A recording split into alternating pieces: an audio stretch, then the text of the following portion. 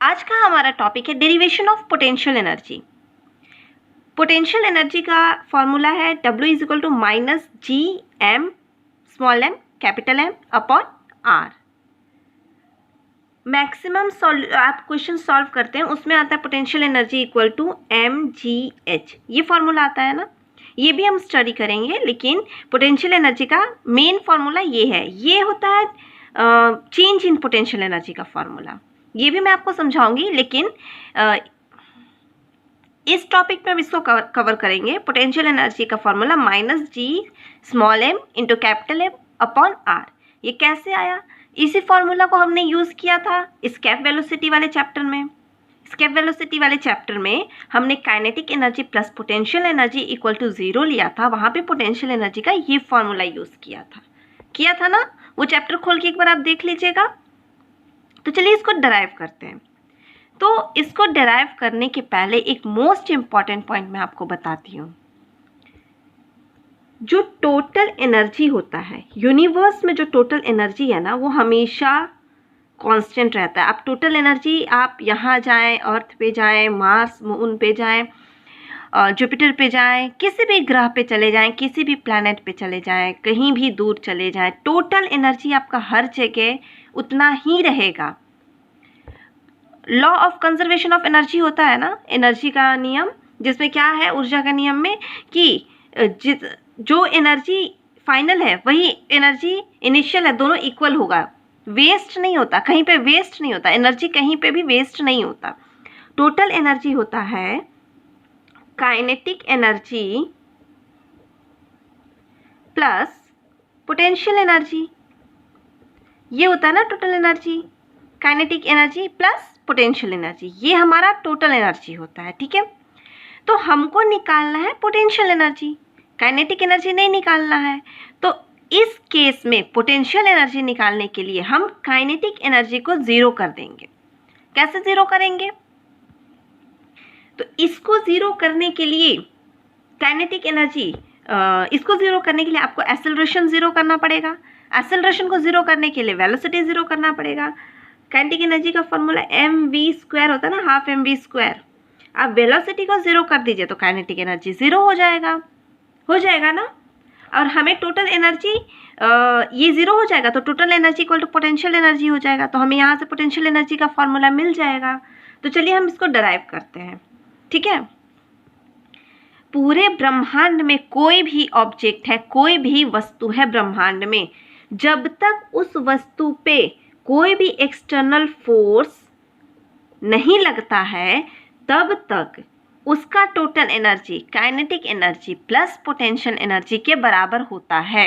ठीक है, तो चलिए इसको अब हम समझते हैं। ये क्वेश्चन को करते हैं, मतलब ये फॉर्मूला को डिराइव करते हैं। देखिए, ये अर्थ है,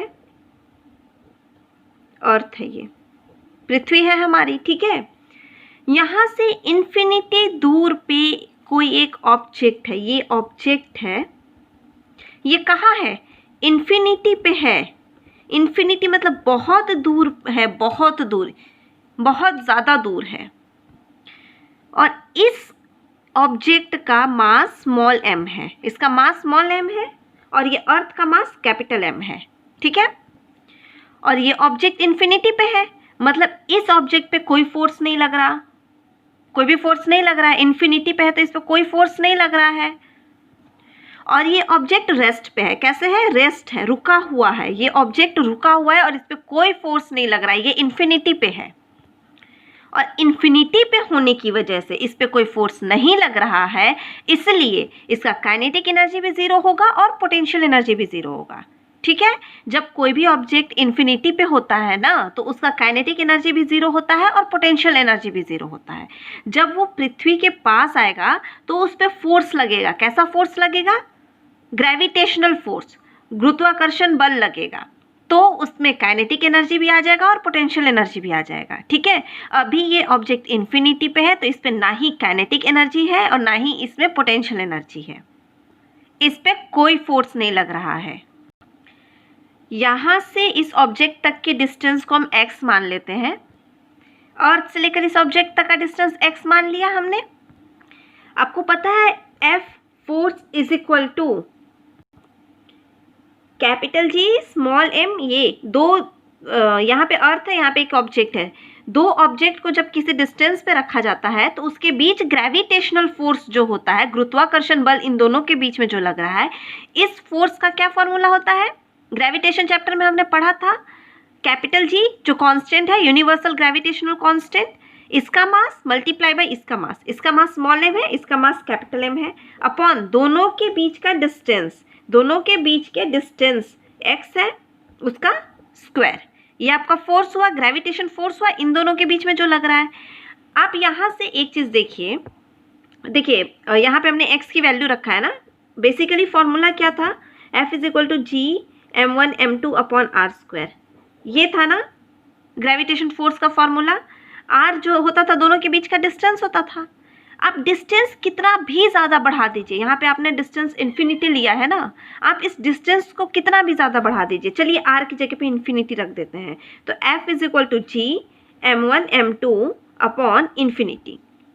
तो इन्फिनिटी से इसको जब डिवाइड करेंगे तो भी कुछ तो नेग्लिजिबल फोर्स ही सही, कुछ ना कुछ थोड़ा सा, बिल्कुल थोड़ा सा 0.0000001, कितना भी कम, आखिर फोर्स तो लग रहा है ना, कुछ तो फोर्स लग रहा है, भले ही वो इन्फिनिटी पे है, ज़रा सा फोर्स तो लग ही रहा है। इन दोनों के बीच में ग्रेविटेशन फोर्स लग रहा है ना, और यही जो छोटा सा फोर्स है ना इस पे, उसको हम ये F इन्फिनिटी से डिनोट कर लेते हैं। इन्फिनिटी मतलब ये इन्फिनिटी पे रखा हुआ है, उस टाइम जो फोर्स इस पे लग रहा है, इन दोनों के बीच में आकर्षित फोर्स लग रहा है ना, ग्रेविटेशनल फोर्स, इसलिए मैंने इस साइड की ओर आकर्षित हो रहा है, इस फोर्स की वजह से अर्थ के तरफ अट्रैक्ट हो रहा है, वो फोर्स है F इन्फिनिटी। इन्फिनिटी पे रखा हुआ है, इसकी वजह से ये फोर्स लग रहा है। ठीक है, हमें निकालना क्या है? हमें पोटेंशियल एनर्जी निकालना है। पोटेंशियल एनर्जी किसकी वजह से लगेगा? अर्थ की वजह से लगेगा। काइनेटिक एनर्जी और पोटेंशियल एनर्जी दोनों अर्थ की वजह से लगता है। इन्फिनिटी पे तो कोई एनर्जी होता ही नहीं है, ना काइनेटिक होता है ना पोटेंशियल होता है, लेकिन हमको पोटेंशियल एनर्जी निकालना है यहाँ पे, और वो पोटेंशियल एनर्जी अर्थ की वजह से लगेगा। ठीक है, तो हम यहाँ पे पोटेंशियल एनर्जी निकालते हैं। चलिए, तो काइनेटिक एनर्जी को तो हमें 0 रखना है ताकि सिर्फ पोटेंशियल एनर्जी ही निकले। ठीक है, तो काइनेटिक एनर्जी को 0 रखना है, मतलब काइनेटिक एनर्जी 0 तब होगा जब वेलोसिटी 0 होगा। मतलब ये ऑब्जेक्ट मूव नहीं कर रहा है, रेस्ट पे है, ये मूव नहीं कर रहा है। ठीक है, लेकिन हमें पोटेंशियल एनर्जी निकालना है। तो यहाँ पे ये ऑब्जेक्ट है, वेलोसिटी का क्या फॉर्मूला होता है? Velocity is equal to u plus at, ये फॉर्मूला होता है ना वेलोसिटी का। तो यहाँ पे अगर हम एक्सेलरेशन को 0 रखेंगे तो वेलोसिटी 0 आएगा, वेलोसिटी 0 आएगा तो काइनेटिक एनर्जी भी 0 आएगा, काइनेटिक एनर्जी 0 आ जाएगा तो हमें टोटल एनर्जी पोटेंशियल एनर्जी के बराबर मिलेगा, तो हमें पोटेंशियल एनर्जी मिल जाएगा। कितना पोटेंशियल एनर्जी आया? ठीक है, तो इसके लिए हमको एक्सेलरेशन को 0 रखना पड़ेगा, तो ये 0 रहेगा, वेलोसिटी भी 0 हो जाएगा। ये क्योंकि इनिशियल वेलोसिटी तो 0 ही है, u तो यहाँ पे 0 ही है, यहाँ पे मूव नहीं कर रहा है, ऑब्जेक्ट रेस्ट पे है, तो u तो ऑटोमेटिक 0 हुआ। एक्सेलरेशन को भी हम 0 कर देंगे तो वेलोसिटी 0 हो जाएगा। वेलोसिटी 0 तो काइनेटिक एनर्जी में v की जगह पे 0 पुट करेंगे, काइनेटिक एनर्जी 0 आ जाएगा। इसको 0 करने के लिए, इस वेलोसिटी को 0 रखने के लिए, इस साइड जो फोर्स लग रहा है ना, F इन्फिनिटी फोर्स जो लग रहा है, मतलब ये फोर्स कम है, बहुत कम है, लेकिन लग तो रहा है ना, कुछ फोर्स तो लग रहा है जो अर्थ की तरफ हल्का सा खींच रहा है, हल्का सा। उतना ही फोर्स अगर हम उल्टा डायरेक्शन में लगा दें, यह है F एक्सटर्नल, बाहरी फोर्स, EX मतलब एक्सटर्नल, बाहरी फोर्स हमने लगाया, EX ठीक कर देती हूँ। ये एक्सटर्नल फोर्स है, बाहरी फोर्स है जो हमने लगाया है, जो इसके बराबर ही लगाया है। देखिए ये पेन ही देखिए, अगर आपको ये पेन ही यहाँ पे मान लीजिए, ये ऑब्जेक्ट, ये पेन है, ठीक है, इसके ऊपर फोर्स लग रहा है जो इसको इधर की ओर खींच रहा है। ठीक है, ये F इन्फिनिटी इधर की ओर ही खींच रहा है ना, इसको अर्थ अपनी ओर खींच रहा है, इस तरफ। F इन्फिनिटी जो फोर्स है वो अर्थ की वजह से जो खिंचा रहा है फोर्स इन्फिनिटी पे, वो F इन्फिनिटी है। मतलब कि हल्का सा अर्थ इसको अपनी तरफ खींच रहा है, तो जितना ताकत से अर्थ इसको अपनी तरफ खींच रहा है, जितना फोर्स से, उतना ही फोर्स हम इसको पकड़ के इधर से खींचेंगे, उतना ही फोर्स है हम इसको इस साइड खींचेंगे।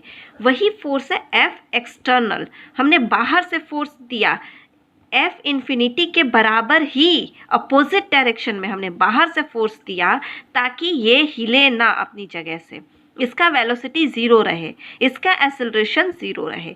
इसलिए जितने फोर्स से इस साइड खिंचा रहा है उतने ही फोर्स से हम इसको इस साइड की ओर F एक्सटर्नल खींच रहे हैं ताकि दोनों फोर्स बैलेंस हो जाए और वेलोसिटी ज़ीरो हो जाए। ठीक है, तो ये फोर्स है F एक्सटर्नल, ये कितना होगा? F इन्फिनिटी के बराबर ही होगा। तो हम यहाँ पे ये लिख सकते हैं F एक्सटर्नल, बाहरी फोर्स जो हम लगा रहे हैं वो F इन्फिनिटी के बराबर है। इन्फिनिटी पे अर्थ के ग्रेविटेशन की वजह से जो फोर्स लग रहा है उसके बराबर है। तो लिख सकते हैं F external equal to F infinity कितना है? G small m capital M upon distance x का स्क्वायर। ये F इन्फिनिटी है, ये जो फोर्स था ना इन्फिनिटी पे लग रहा था वो फोर्स है।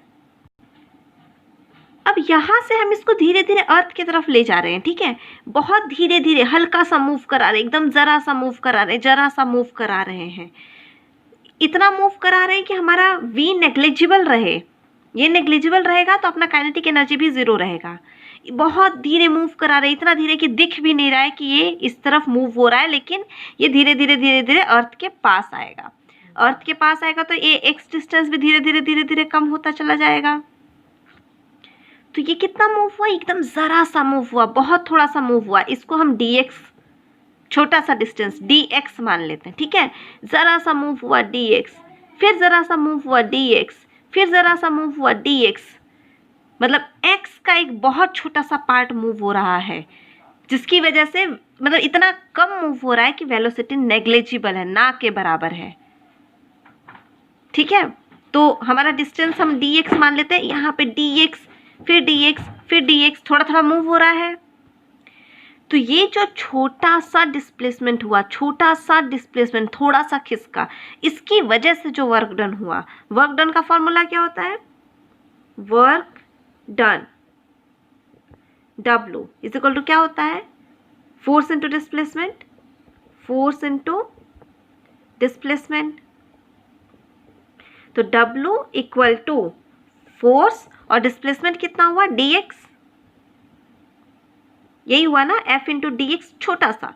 फिर यहाँ पे छोटा सा, इसकी वजह से एक्सटर्नल फोर्स की वजह से जो वर्क डन हुआ यहाँ पे, ये फोर्स इंटू डिस्प्लेसमेंट, फिर ये वाले का force into displacement, force into displacement, फिर से फोर्स इंटू डिस्प्लेसमेंट। जो थोड़ा थोड़ा थोड़ा थोड़ा हो रहा है सबको हम अलग अलग अलग अलग ले रहे हैं और सबको जोड़ देंगे। सबको जोड़ देंगे मतलब सारा वर्क का इंटीग्रेशन करेंगे। अब यहाँ पे हम फोर्स का वैल्यू पुट करेंगे। तो W equal to integration of F का वैल्यू क्या है? G M capital M upon X square into dx। तो इसको हम सॉल्व करेंगे तो क्या आएगा? ये है फोर्स, ये फोर्स है और ये है डिस्प्लेसमेंट। ठीक है, तो यहाँ पे कैपिटल G, स्मॉल m और कैपिटल M, ये तीनों कांस्टेंट है। ये देखिए, स्मॉल m इसका मास है, ऑब्जेक्ट का मास, ये तो उतना ही रहेगा। अर्थ का मास कैपिटल M, ये भी उतना ही रहेगा। तो ये दोनों कांस्टेंट हो गया। और ये जो ये तो यूनिवर्सल ग्रेविटेशनल कांस्टेंट है, ये तो कांस्टेंट ही होता है। तो यहाँ पे ये तीनों कांस्टेंट हो गया, तो इसको हम बाहर निकाल लेंगे। तो W equal to capital G small m capital M integration of 1 upon X square dx। इसका इंटीग्रेशन करना है। इंटीग्रेशन कैसे करते हैं? इंटीग्रेशन का फॉर्मूला क्या होता है? इंटीग्रेशन का फॉर्मूला होता है ना, integration of x raise to n into dx। कितना होता है? इसका पावर n है तो x पावर में एक बढ़ जाता है, n+1, जितना पावर रहेगा उसमें एक बढ़ जाएगा, बटा यही वाला नीचे n+1। तो इस फॉर्मूले को हम यहाँ पे पुट करेंगे, सॉल्व करते हैं। W equal to G M m, integration करेंगे, x का पावर -2 हो जाएगा ना, ये ऊपर जाएगा तो ये हो जाएगा x का पावर -2, 1 अपॉन एक्स स्क्वायर को x का पावर -2 लिखेंगे तो ये हो जाएगा x का पावर -2 +1 करेंगे ना पावर में, और यही पूरा का पूरा नीचे -2 + 1। इसका इंटीग्रेशन ये हो गया। फर्दर सॉल्व करेंगे इसको हम। W is equal to GMM x का पावर -1 अपॉन -1। तो W इक्वल टू, ये -1 बाहर आ जाएगा, -GMM x का पावर -1। ये वाला -1 को हमने बाहर ले लिया। Now W equal to -GM capital M x inverse मतलब अपॉन x का पावर 1, ये नीचे आ जाएगा। तो अब इसमें हम लिमिट पुट कर देंगे। क्या होता है, लोअर लिमिट और हायर लिमिट पुट करता है ना, यहाँ पे नीचे हम लोअर लिमिट लिखते हैं और ऊपर हायर लिमिट लिखते हैं, ठीक है।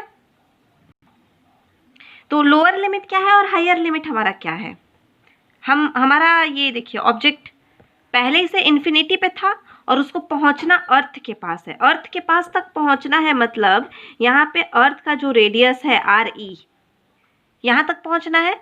उसको इन्फिनिटी से R तक पहुंचना है। R सिर्फ ले लेते हैं, अर्थ का रेडियस है R तक पहुंचना है, इन्फिनिटी से R तक। तो ये इन्फिनिटी हुआ लोअर लिमिट, R हुआ अपर लिमिट। तो इसको हम पुट करेंगे यहाँ पे, W equal to -GMM upon x, ये लोअर लिमिट इन्फिनिटी, क्योंकि इन्फिनिटी से हमारा ऑब्जेक्ट चलना शुरू हुआ है, जाता कहाँ तक है, R तक जाएगा।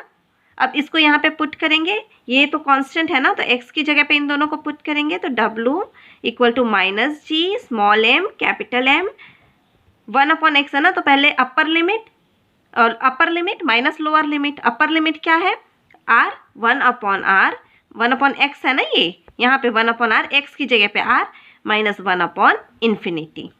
ये हुआ 1 अपॉन इन्फिनिटी का वैल्यू क्या होता है, 0। किसी भी चीज़ को इन्फिनिटी से आप डिवाइड करेंगे तो 0 टाइम में कटेगा, कि डिवाइड करेंगे तो इन्फिनिटी बन जाए, इन्फिनिटी ज़्यादा हो जाएगा, 0 बार में लगेगा। तो W equal to -GMM 1 upon R minus 0। तो ये कितना हो जाएगा, -GM capital M upon R। ये आ गया आपका पोटेंशियल एनर्जी। यही हमें डिराइव करना था ना, हमें यही चाहिए था ना, ये फॉर्मूला आ गया, ये हमारा पोटेंशियल एनर्जी है। तो ये है अर्थ की वजह से पोटेंशियल एनर्जी जो आया उसका फॉर्मूला हमने डिराइव कर लिया। तो ये लेक्चर हमारा यहाँ पे कंप्लीट होता है। धन्यवाद।